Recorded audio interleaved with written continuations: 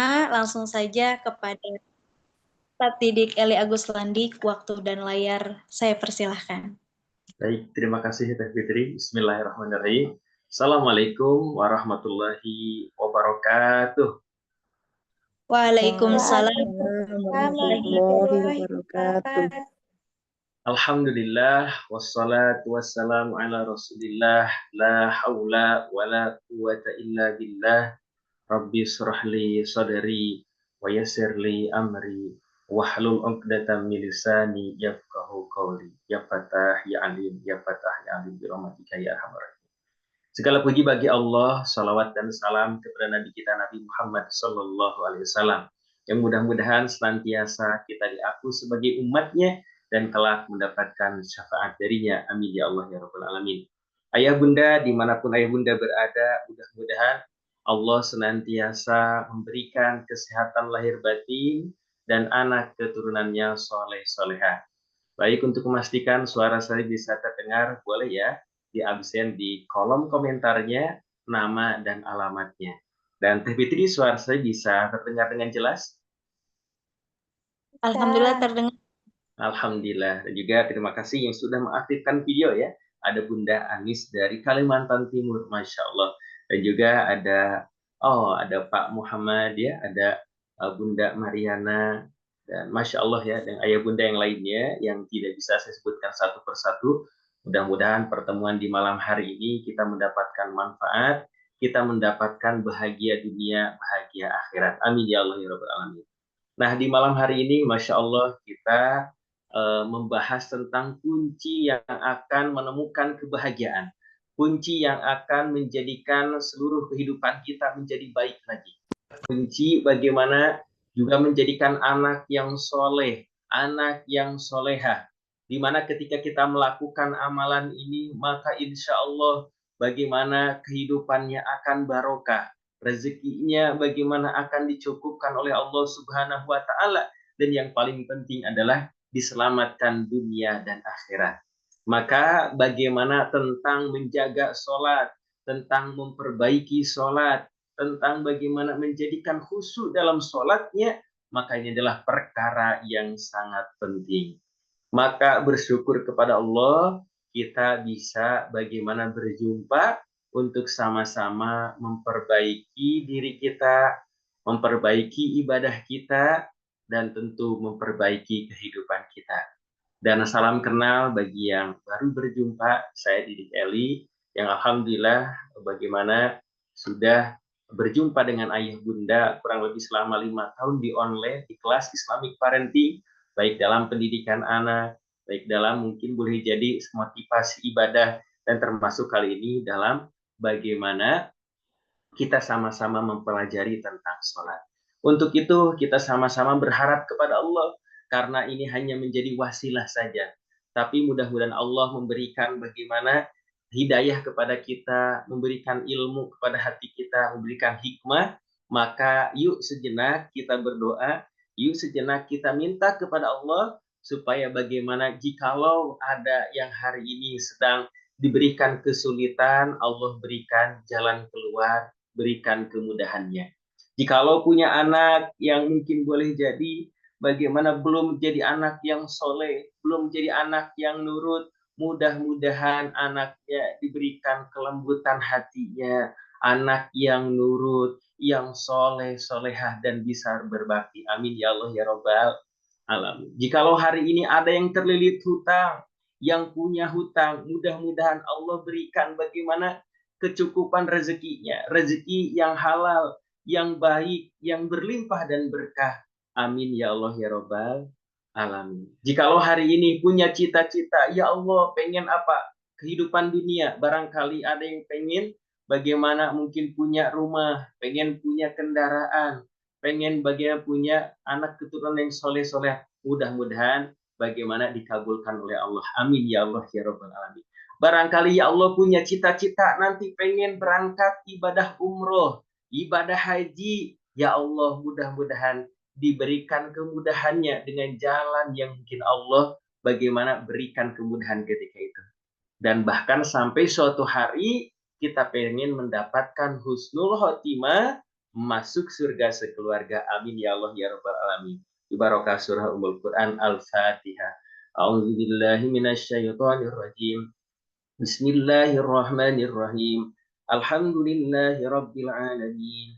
Ar-Rahmanir Rahim. Maliki yaumiddin. Iyyaka na'budu wa iyyaka nasta'in. Ihdinas siratal mustaqim. Siratal ladzina an'amta 'alaihim ghairil maghdubi 'alaihim waladdallin. Amin ya Allah ya rabbal alamin.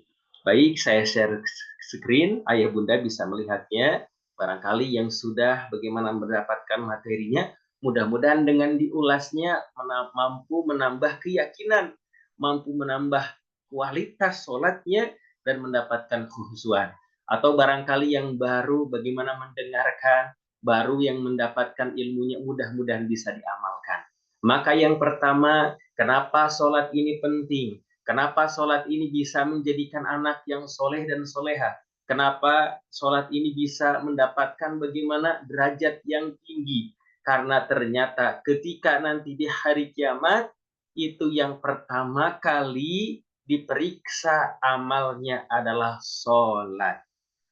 Jadi kalau kehidupan dunia, kita kan barangkali ada kehidupan dunia itu ada strata sosial, ada memang beda kehormatannya, ada beda-beda profesi, ada beda-beda keinginan, banyak sekali. Barangkali tentang harta juga ada yang kaya, ada yang miskin, ada yang menderita, ada yang bahagia. Itu di dunia bagaimana banyak sekali permainannya, senda guraunya, bahkan lika-liku kehidupan. Katakanlah kita melewati hari ini, ada yang sudah 40 tahun usia, 50 tahun usia, berbagai macam usia kita yang melewati kehidupan dunia begitu capek, begitu lelah, ngurus anak, ngurus cucu. Nah, ketika nanti kita dihadapkan dengan hari kiamat, ketika kita bagaimana menghadap Allah Subhanahu wa Ta'ala, ditanya pertama kali amalnya adalah sholat. Makanya terkadang kita menyepelekan tentang sholat, menyepelekan tentang bagaimana yang 5 waktu, ada subuh, zuhur, asar, maghrib, isya. Kita terkadang menyepelekannya. Yang mudah-mudahan dengan bagaimana kita membaca hadis ini, mengulang lagi, ternyata kita pengen, ya Allah, sholat ini menjadi prioritas utama dalam kehidupan kita. Pengen kalau ternyata dalam kehidupan kita ini yang diprioritaskan itu adalah sholat, ya barangkali yang kita prioritaskan adalah pekerjaan, yang kita prioritaskan adalah harta, yang kita prioritaskan adalah segala sesuatu tentang urusan dunia, sedangkan tentang urusan akhirat yang sholat 5 waktu terkadang kita akhir-akhirkan, terkadang kita mungkin tidak khusyuk, terkadang barangkali kita bagaimana mungkin pernah melewatkannya ketika itu. Maka insya Allah yuk sama-sama kita tingkatkan kualitas sholatnya. Siap kira-kira siap? Nah, siap ayah bunda kita tingkatkan kualitas sholat, siap? Maka itulah yang akan bagaimana menambah kebahagiaan. Jadi kesuksesan itu adalah bukan hanya kesuksesan yang fisik, tapi kesuksesan batin itu perlu diraihnya. Lapang dadanya, lapang hatinya, maka itulah kesuksesan yang sesungguhnya. Kalau kita bandingkan hari ini yang sukses hartanya dia tumpuk, yang rumahnya megah, kendaraannya mewah, boleh jadi belum tentu itu batinnya bahagia. Tapi ketika memiliki batin yang bahagia, bagaimanapun fasilitas dunia, maka itu dia akan jalani dengan kebahagiaan. Dikasih ujian, dia tetap bisa sabar. Dikasih nikmat, maka dia akan bersyukur kepada Allah Subhanahu wa Ta'ala. Maka kalau kita lihat banyak hadisnya tentang amalan pertama, yaitu adalah sholat. Termasuk sholatnya ditambahin sholat sunnah, sholat qobliyah, ba'diyah, itu menjadi penambah daripada amalan-amalan sholat daripada yang wajibnya ketika itu. Nah, maka kita coba akan periksa dari 7 yang akan kita bahas. Yang pertama, kita akan bahas tentang disiplin sholatnya. Yang kedua, kita coba bahas bagaimana tentang wudhu, apakah sudah mampu memberikan dampak kepada hati kita atau belum. Yang ketiga, kita coba akan lihat juga bagaimana pakaian kita ketika menghadap Allah. Apakah kita sembarangan atau tidak? Kita juga akan lihat bagaimana tentang mungkin batinnya, yaitu kualitas sholatnya. Sudah bisa tenang, fokus dalam sholat apa belum. Dan kita pun lihat juga bagaimana memaknai sholat, mempelajarinya. Apakah kita sudah bisa memperbaiki sholat dengan cara bagaimana ada bacaan-bacaan daripada sholatnya, apa belum. Dan bahkan sampai memahami gerakan sholatnya, bahkan sampai ternyata sholat itu terhindar dari perbuatan keji dan mungkar, dikasih bonus sama Allah, selalu dilindungi, selalu dimudahkan, anak keturunannya soleh, solehah, dan segala tadi hajat-hajatnya bakal dimudahkan oleh Allah. Maka itu adalah level tertinggi bagi orang yang sholat. Maka kalau kita lihat, ayah bunda, kira-kira kapan terakhir kali sholatnya khusyuk? Nah, kira-kira kalau kita ditanya seperti itu bisa jawab tidak? Kapan terakhir kali kita sholat khusyuk? Kapan ya kira-kira? Hari ini? Minggu kemarin? Bulan kemarin? Atau tahun lalu? Atau entah kapan? Tahun kapan kita terakhir kali sholat khusyuk? Akhirnya ada yang menjawab, Alhamdulillah, saya itu pernah sholat khusyuk ketika 5 tahun yang lalu. Masya Allah. Kenapa itu sholat khusyuknya? Katanya ketika itu saat pandemi, kerjaan tidak ada, hutang menumpuk. Akhirnya ternyata bisa sholat dengan khusyuk. Sampai bangun sholat tahajud, berdoa, bahkan bacaannya tak terasa itu air mata menetes karena ternyata lagi banyak masalah. Ternyata kirain lagi sholat khusyuk, tapi ternyata meneteskan air mata karena lagi banyak masalah. Lalu kapan lagi terakhir sholat khusyuk? Ada yang jawab, terakhir kali kayaknya tahun lalu. Kenapa? Karena ternyata suami saya selingkuh, suami saya nikah lagi, saya dikhianati, saya ternyata dizolimin. Ternyata dia sholat sambil menangis, sambil merasakan bagaimana kesakitannya dikhianatin, ternyata sholatnya khusyuk. Nah, kira-kira kapan terakhir kali kita khusyuk kepada Allah, kita rindu kepada Allah? Ternyata selama ini barangkali kita khusyuk ketika lagi ada masalah, ketika khusyuk ketika tadi terlilit hutang, ketika ternyata meneteskan air mata, ketika kita merasakan rasa sakit, baru ternyata khusyuk.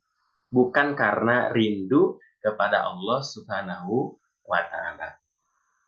Atau kita pertanyaan berikutnya, kira-kira kita tadi sholat Isya, tadi sebelumnya lagi sholat maghrib, sholat asar, sholat zuhur, sholat subuh. Alhamdulillah 5 waktu itu sudah dilaksanakan. Nah, lalu pertanyaannya, sedekat mana kita dengan Allah Subhanahu wa Ta'ala? Sudah sedekat apa hubungan kita dengan Allah Subhanahu wa Ta'ala? Padahal tiap hari kita ketemu, tiap hari kita berdiri ruku sujud kepada Allah Subhanahu wa Ta'ala. Nah, ketika kita tidak menemukan jawabannya, berarti kualitas sholat kita masih dipertanyakan. Kita sholat hanya menunaikan kewajiban, kita sholat terkadang ngelamun, kita sholat kepikiran yang lain, Allahu Akbar, kepikiran anak, masakan, pekerjaan, kunci motor, dan lain sebagainya. Pernah seperti itu? Istighfar, astagfirullahaladzim. Nah, maka itu yang harus kita jawab. Lalu sebelum bagaimana tips dan triksnya dalam sholat khusyuk, maka kita lihat tanda sholat diterima oleh Allah Subhanahu wa Ta'ala. Memang tahu sholat kita diterima atau tidak? Sebenarnya tidak tahu, tapi Allah bocorkan lewat bagaimana perilaku yang nampak dalam kehidupan kita. Nah, ketika dia orang rajin sholat, harusnya ternyata menampilkan pribadi yang baik, terhindar dari perbuatan keji dan mungkar, itu adalah salah satu tanda sholatnya diterima oleh Allah Subhanahu wa Ta'ala. Karena memang kita kali ini beramal, kita berdakwah, kita belajar, mendidik anak, sholat, puasa. Kita tidak tahu amalan kita ini diterima atau tidak. maka kita berdoa, Rabbana taqabbal minna innaka antas samiul alim. Ya Allah, jadikan amalan-amalan kami ini diterima di hadapan-Mu ya Allah. Yang kadang barangkali belum sempurna caranya, barangkali belum khusyuk melaksanakannya, maka kita tidak tahu amalan mana yang diterima oleh Allah. Maka mengenai sholat, maka untuk itu ada tanda-tandanya. Kita lihat apakah ada tidak dalam diri kita tanda ini. Apa yang pertama? Yaitu rendah hati. Tanda sholat diterima yang pertama apa katanya? Rendah hati. Bagaimana rendah hati ini? Wa ibadur rahman alladzina yumsuna. Itu ketika di surah Al-Furqan ayat 63. Wa ibadur rahman. Itu hamba-hamba Allah dari yang penyayang ini. Alladzina yamsuna. Yang berjalan di atas bumi dengan rendah hati. Alal ardi hauna. Wa iza khotabahumul jahiluna qalu salama. Ketika bertemu dengan orang jahil menyapa mereka, mereka tetap mengucapkan salam. Jadi kalau yang sholatnya khusyuk, maka lisannya yang keluar adalah lisan salam, lisan baik, lisan doa, dan dia rendah hati. Makanya mendoakan anaknya, anak yang soleh, anak yang baik, anak yang berbakti, keluar dari lisannya, lisan yang baik. Lalu yang kedua adalah tidak menyombongkan diri. Karena sifat sombong ini adalah bukan sifat aslinya manusia, tapi sifat iblis. Ketika itu wa idz qala rabbuka lil malaikati inni qalu fil ardi khalifah, akan diciptakan bagaimana khalifah di bumi, maka malaikat menghormatinya dalam artian ketika itu bersujud. Dan tapi ketika itu iblis bagaimana? Tidak mau sujud, tidak mau menghormati daripada ketika diciptakannya. Sombong karena aku lebih baik, karena dia lebih duluan, lebih senior, itu tidak mau bagaimana menghormati Adam ketika itu. Maka ternyata sombong itu berarti kategori bukan orang yang khusyuk dalam sholatnya. Mudah-mudahan kita dihindarkan dari sifat-sifat sombong. Amin ya Allah ya Rabbal alamin. Kita senantiasa belajar, kita senantiasa memperbaiki diri, dan itu adalah sifat yang rendah hati. Nah, lalu yang ketiga adalah terhindar dari dosa dan maksiat. Inna sholata tanha anil fahsya'i wal munkar. Yaitu ketika sholat terhindar dari perbuatan keji dan munkar. Gak mau ngomongin orang, gak mau ngegibahin orang, gak mau memfitnah orang, gak mau melakukan dosa dan maksiat, gak mau marah-marah, gak mau ngelawan suami, gak mau bagaimana bohongin istri, dan seterusnya, maka akan terhindar dari perbuatan keji dan mungkar, jadi orang yang jujur. Lalu tanda yang keempat adalah selalu berzikir. Inna fi khalqis samawati wal ardh wakhtilafil laili wan nahari la ayatin ulil albab, dan seterusnya alladzina yazkurunallaha qiyaman wa qu'udan wa 'ala junubihim. Nah, dan ternyata mereka yang selalu mengingat Allah dalam keadaan berdiri, duduk, bahkan dalam keadaan berbaring. Jadi zikirnya itu, ingat Allahnya itu bukan hanya dalam sholat, tapi dalam aktivitas kesehariannya, itu akan mengingat Allah Subhanahu wa ta'ala. Berarti tanda sholatnya khusyuk. Lalu yang kelima, yaitu tidak mengikuti hawa nafsu, tidak memiliki sifat marah, prasangka buruk, mudah tersinggung, mudah sedih, kecewa, marah, bahkan putus asa. Karena apa? La khaufun 'alaihim wa lahum yahzanun. Tidak ada rasa takut, dan tidak ada lagi rasa sedih, karena dia menyerahkan sepenuhnya, total kepada Allah Subhanahu wa ta'ala. Berserah diri kepada Allah Subhanahu wa ta'ala. Dia ikhlas, dia pasrah, dia serahkan kehidupannya kepada Allah Subhanahu wa ta'ala, dan lewat sholat yang ia laksanakan. Mudah-mudahan dengan seperti itu, kita senantiasa bisa menjalaninya sedikit demi sedikit, memperbaiki dirinya. Dan yang paling nampak gitu tandanya adalah semakin empati, semakin senang memuliakan orang lain, bahkan terutama orang miskin, peduli kepada bagaimana orang-orang mungkin di sekitarnya ketika itu. Dan ini bagaimana di Quran surah Al-Ma'un. Ara'aital ladzi yukadzibu biddin fadzalikal ladzi yad'ul yatim, dan seterusnya. Dan ternyata bisa dikatakan juga dia bagaimana ada yang sholat fawaidul lil musallin, sholatnya itu lalai, alladzina hum an sholatihim sahun, alladzina hum yura'una wa yamna'una.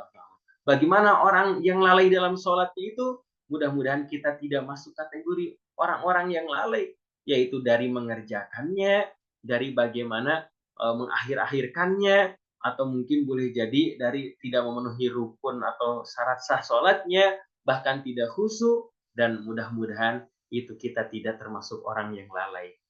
Nah, kalau kita ini di Jawa Barat ketika zuhur, hayya 'alas shalah, itu jam 12 siang. Itu kita langsung melaksanakan sholat, apa kita barangkali misalkan aktivitas yang lain dulu. Hayya 'alas shalah, kita misalkan diajak sholat. Untuk bagaimana melaksanakan sholat asar, kita langsung melaksanakan sholat asar, atau mungkin aktivitas lain dulu. Maghrib, isya, subuh, dan seterusnya, mungkin barangkali kita sering melalaikannya. Na'udzubillah min dzalik. Maka wasta'inu bis-sabri was-shalah wa innaha lakabiratun illa 'alal khashiin. Jadikanlah sabar dan salat sebagai penolongmu, dan sesungguhnya yang demikian itu sungguh berat kecuali bagi orang-orang yang khusyuk. Nah, bagaimana tentang khusyuk itu? Maka kita coba bahas dari pendapat Imam Al-Ghazali. Pendapat Imam Al-Ghazali ini dikutip dalam kitab Ihya Ulumuddin. Maka yang pertama, yaitu menurut Imam Al-Ghazali, ketika orang yang khusyuk itu adalah menghadirkan hati ketika menunaikan sholat, merasakan kehadiran Allah, merasa dekat dan bersama dengan Allah di hatinya, dia tujukan kepada Allah Subhanahu wa Ta'ala. Berarti itu bagaimana orang adalah khusyuk dalam sholatnya. Jadi ketika kita Allahu Akbar, tujukan hati kita, sadar bahwa ini sedang sholat, sadar bahwa Allah melihat, sadar bahwa Allah dekat. Nah, itu berarti sedang bagaimana berusaha kita khusyuk kepada Allah. Lalu yang kedua, atau kita memahami daripada bacaannya, daripada makna gerakan sholatnya, bahkan sampai lahir dan batinnya. Sami Allahu liman hamidah. Kita baca Sami Allahu liman hamidah. Kita Rabbi gfirli warhamni wajburni warfa'ni warzuqni wahdini wa'afini wa'fu'anni. Kita tahu bahkan melebur makna bahwa itu ada arti, makna, dan seterusnya. Bahkan dalam surat Al-Fatihah kita pun membacanya, kita tahu arti, makna, bahkan melebur daripada bacaannya, kita memahaminya. Berarti kita sedang berusaha menjadi khusyuk dalam sholatnya. Atau kita bagaimana dalam sholatnya itu merasakan bahwa kita berhadapan dengan Allah yang maha besar. Kita bagaimana merasa hina, merasa kecil, dan tak berdaya di hadapan Allah, maka itu akan menghadirkan kekhusyuan dalam sholatnya. Atau menurut Imam Al-Ghazali, khusyuk itu ketika bagaimana kita merasa takut, takutnya kepada Allah bukannya kabur, tapi takutnya kepada Allah kita malah tambah dekat, tambah merapat untuk bagaimana ibadah kepada Allah. Ketika sholatnya bagaimana khusyuk, dia merasa takut dengan azabnya, merasa takut melanggar perintahnya, berarti sedang bagaimana khusyuk dalam sholatnya. Atau ketika ternyata sholat Allahu Akbar, kita punya harapan, kita punya doa, dan hanya Allah yang bisa mengabulkannya, maka kita harap, ketika roja, kita pengen bagaimana doa-doa atau kehidupan dimudahkan oleh Allah Subhanahu wa Ta'ala. Dengan bagaimana kita sholat, maka berarti bisa dijadikan sholatnya menjadi sholat yang khusyuk. Atau kita malu dengan bagaimana kurangnya ibadah, kita malu dengan banyaknya dosa, lalu kita mendekat kepada Allah, merasakan bagaimana kita boleh jadi tidak sempurna daripada ibadah ini, maka kita malu, sedangkan nikmat Allah banyak, dosa kita banyak, tapi Allah masih memberikan nikmat yang banyak itu. Maka kita malu, maka bisa dijadikan sholatnya khusyuk. Nah, itu salah satu amalan batinnya menurut Imam Al-Ghazali. Maka tips sholat khusyuk secara singkatnya, maka tadi bab pertama tentu kita bagaimana mencoba untuk disiplin awal waktu dan laki-laki berjamaah di masjid. Karena ketika kita baca tadi Al-Fatihah, barangkali kita kadang-kadang salah dalam membacanya, kadang tidak khusyuk, tapi ketika berjamaah, maka insya Allah pahalanya akan didapatkan pahala sholat yang khusyuk. Barangkali kita tidak khusyuk, ternyata imamnya khusyuk, mudah-mudahan didoakan malaikat menjadi jamaah atau pribadi keseluruhan yang sholat di situ adalah sholat yang khusyuk. Barangkali imamnya ternyata tidak khusyuk, ternyata ada di antara makmum yang lain yang khusyuk, maka mudah-mudahan digolongkan sholat yang diterima dan sholat yang khusyuk. Barangkali imam tidak khusyuk, makmum tidak khusyuk, maka doa daripada malaikat mudah-mudahan dijadikan itu seluruh jamaahnya menjadi sholat yang diterima dan sholat yang khusyuk. Maka hidupkan hati saat berangkat ke masjid. Ya Allah, kami datang untuk menemuimu. Kami datang, ini hambamu yang tadi mungkin lalai, yang tadi dosa dan maksiat. Kalau ayah bunda di rumah mungkin menuju tempat sholatnya di kamarnya atau di musola di rumahnya, maka ketika menuju kepada masjid, menuju kepada musolanya, menuju kepada sejadahnya, hidupkan hati bahwa aku kembali kepadamu ya Allah, berserah diri dengan segala sesuatunya yang totalitas kepada Allah Subhanahu wa Ta'ala. Nah, itu tips yang pertama. Lalu tips yang kedua, maka wudhunya penuh makna. Barangkali kita cepat-cepat dalam wudhu, barangkali kita bagaimana bersegera dalam wudhu. Nah, ternyata sholat khusyuk itu bisa diawali dengan wudhunya ketika dia membasuh tangan, membasuh bagaimana muka, membasuh kepala, kaki, telinga, dan seterusnya. Maka ternyata dimaknai bahwa ketika kita berwudhu, maka dosa-dosanya bisa diampuni oleh Allah Subhanahu wa Ta'ala. Dosa-dosanya bisa berguguran karena bagaimana melaksanakan wudhu. Maka kita membasuh tangan, ya Allah ampuni tanganku, membasuh muka, ampuni mukaku, membasuh kepala, ampuni pikiranku, ampuni mungkin segala sesuatu yang aku lakukan dengan telinga, dengan kaki, dengan seluruh anggota tubuh. Maka dengan menghidupkan hati saat berwudhu, maka itu menambah kehusuan. Lalu ketika berangkat ke masjid, maka barangkali ada juga, Pak Ustadz, saya kalau khusyuk tuh kalau tempatnya wangi, bersih, pakai AC, memang ada juga orang yang khusyuk ketika mendapatkan seperti itu. Makanya ketika ke masjid, itu disarankan bisa bagaimana mungkin pakai minyak wangi, ya, yang bersih, yang wangi, supaya tidak mengganggu kehusuan daripada orang lain. Maka ibunda yang suaminya berangkat ke masjid, boleh tuh misalkan ada pakaiannya yang bersih, ada kasih minyak wangi. Anak kita juga diajarkan bagaimana di masjid harus tertib, jangan kakinya sampai kotor gitu ya. Karena ada yang ternyata khusyuk memang ketika dia mendapatkan tempat yang seperti itu. Dan termasuk kita pun mengintrospeksi, barangkali kita sholat Allahu Akbar, ternyata pakaian kita bau apa tuh, bau keringat gitu ya. Akhirnya nggak khusyuk, bau kemana aja pikiran gitu ya. Nah, mungkin barangkali bisa seperti itu. Maka kita introspeksi menjadikan pakaian yang terbaik untuk menghadap Allah Subhanahu wa Ta'ala. Mohon maaf ya katanya ya. Oke, lalu berikutnya itu fokus dan tenang dalam sholatnya. Nah, ini yang menjadikan bagaimana berserah diri kepada Allah Subhanahu wa Ta'ala. Barangkali dengan bacaannya, barangkali mungkin dengan bagaimana fokus kepada yang kita tuju, yaitu ketenangan daripada berserah diri kepada Allah Subhanahu wa Ta'ala. Dengan bagaimana berkomunikasi dengan Allah, kita coba bagaimana memahami makna atau arti bacaan sholat, atau yang paling minimal adalah memahami, yaitu dibaca surah Al-Fatihah. Ketika kita membaca Alhamdulillahirabbil alamin, maka kita melebur maknanya, kurang lebih tahu kita maknanya, segala puji bagimu ya Allah, Tuhan semesta alam.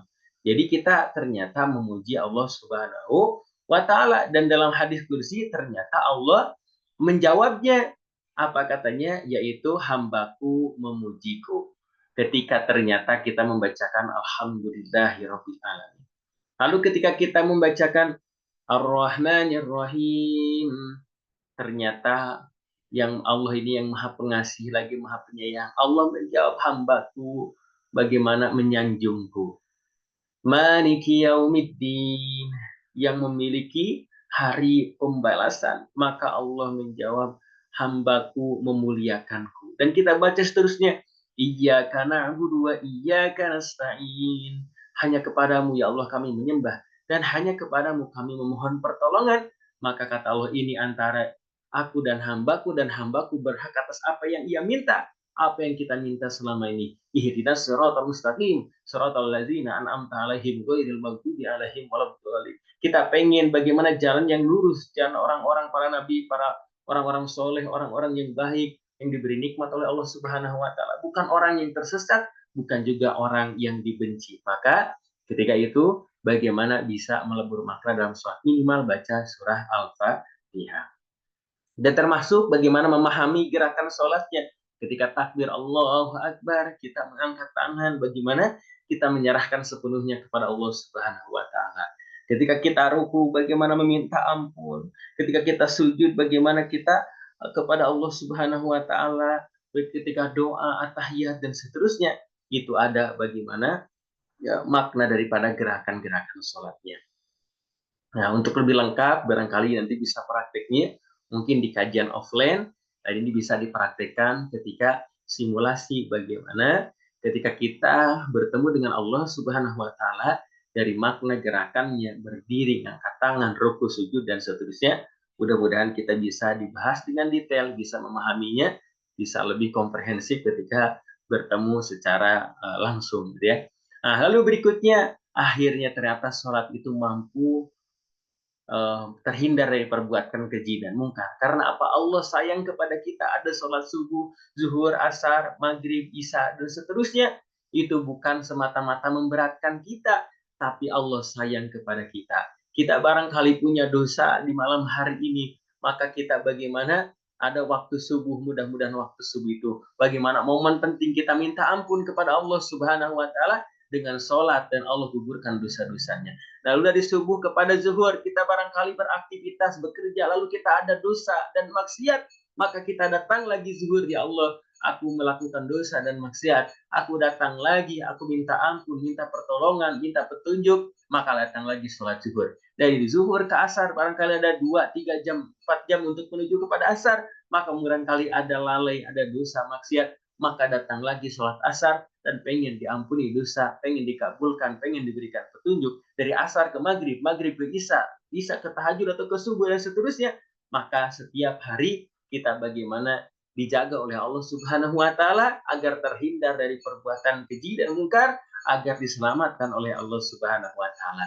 Maka pada kesimpulannya, ketika kita memperbaiki sholat, maka Allah akan memperbaiki kehidupan kita. Allah akan bagaimana perbaiki keluarga kita. Allah akan perbaiki anak keturunan kita. Allah akan perbaiki hati kita. Allah akan perbaiki segalanya. Mudah-mudahan dengan sholat yang khusyuk itu mampu mendatangkan bagaimana keberkahan dunia dan juga akhirat. Amin ya Allah ya Rabbal alamin. Maka ya Bunda yang dirahmati Allah Subhanahu wa taala, ini sama-sama kita mengingatkan karena perjalanan hidup itu begitu singkat, begitu sebentar, kita tak terasa. Yang mungkin dulu kita masih kecil, sekarang ternyata sudah remaja, sudah dewasa, kita sudah menjadi ibu, sudah menjadi ayah, sudah menjadi orang tua, bahkan mungkin adik sudah menjadi kakek, nenek, sudah punya cucu. Tak terasa, dulu kekerasannya baru 10 tahun, udah 17 tahun, udah 25 tahun, sudah 40 tahun, sudah 60 tahun, tak terasa hidup di dunia. Bahkan barangkali ketika kita mendoakan Allahumma gfir lil mu'minina wal mu'minat wal muslimina wal muslimat dan seterusnya, maka yang tergambar dalam hati pikiran kita, ada orang tua mungkin siapa yang sudah meninggal dunia, ada kakek nenek yang teringat sudah meninggal dunia, ada paman, bibi, sahabat, saudara, ada yang sudah meninggal dunia. Dulu masih ada kehidupan di dunia, tapi sekarang mereka sudah meninggal dunia. Dan itu pun barangkali suatu hari giliran kita yang akan meninggalkan saudara kita, meninggalkan anak keturunan, meninggalkan orang-orang terdekat. Tak terasa dunia ini begitu cepat, sehingga perjalanan yang panjang mudah-mudahan kita bisa lalui dan jadikan dunia ini sebagai bekal bagaimana kehidupan nanti di akhirat. Amin ya Allah ya Rabbal alamin. Yang dulu bayi, yang hari ini kita punya anak, anak sudah semakin dewasa, anak sudah semakin besar, yang mudah-mudahan ditolong oleh Allah Subhanahu wa taala. Amin ya Allah ya Rabbal alamin. Maka ya Bunda yang dirahmati oleh Allah Subhanahu wa taala, di materi pertama ini sebagai pembuka, sebagai fondasi bagaimana kehidupan diri kita, kehidupan keluarga, kehidupan mungkin parenting kita, yaitu dengan sholat. Jika ayah bunda sudah bingung gimana lagi caranya mendidik anak, Jikalau ayah bunda sudah bingung bagaimana lagi caranya untuk anak ini jadi soleh, jikalau ayah bunda sudah bingung lagi gimana caranya supaya mendapatkan harta yang barokah, kok harta ini hilang terus, padahal gaji ada, penghasilan ada, tapi kok kayaknya tidak barokah, maka yuk kita kembali kepada Allah. Yuk mari kita perbaiki sholat, yuk bagaimana jaga kualitasnya, yuk kita jaga waktunya, yang mudah-mudahan itu dimudahkan oleh Allah Subhanahu wa Ta'ala. Maka insya Allah kita sudah bersama-sama kurang lebih di Islamic Parenting, ada di antara ayah bunda yang sudah 5 tahun lamanya, yang mungkin sudah 4 tahun lamanya, 3 tahun lamanya, atau yang baru gabung di bulan ini, mudah-mudahan menjadi wasilah silaturahmi dunia dan juga akhirat. Yang sama-sama saling belajar, yang sama-sama saling mengingatkan, yang sama-sama kita bagaimana memperbaiki kehidupan kita, yang memperbaiki keluarga kita, yang memperbaiki segala urusannya untuk kebahagiaan.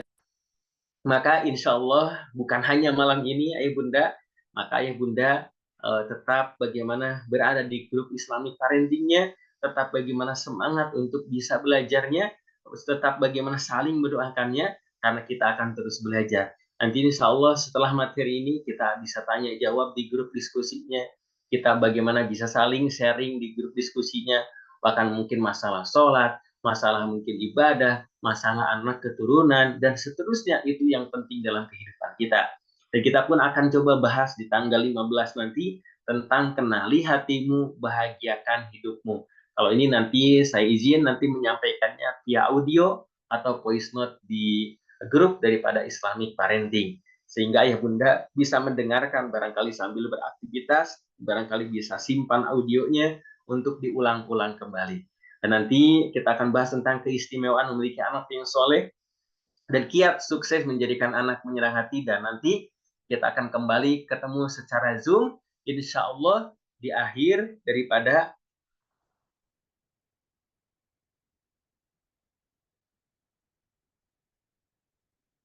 cik. Ada suaranya Fitri?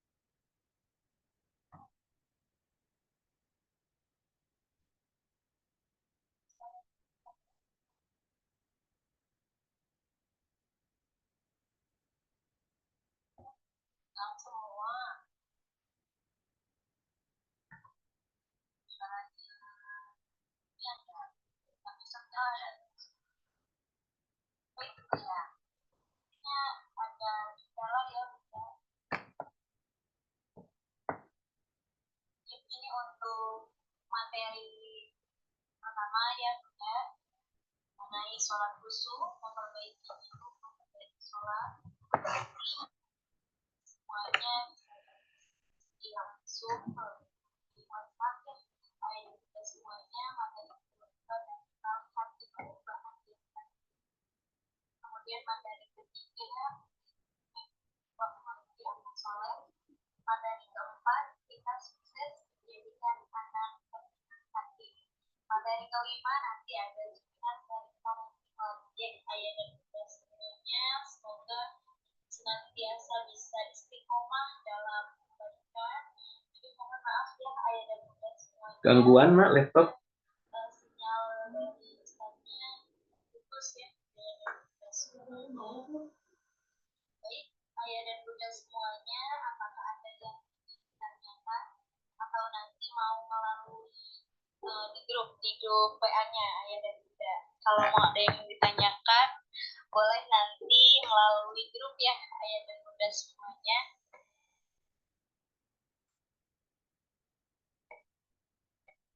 Suara Fitri terdengar ayah dan bunda.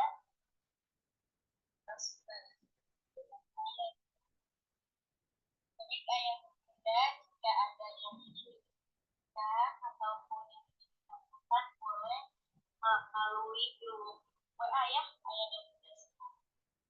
Baik, mungkin kita langsung tutup saja ya ayah dan bunda semuanya.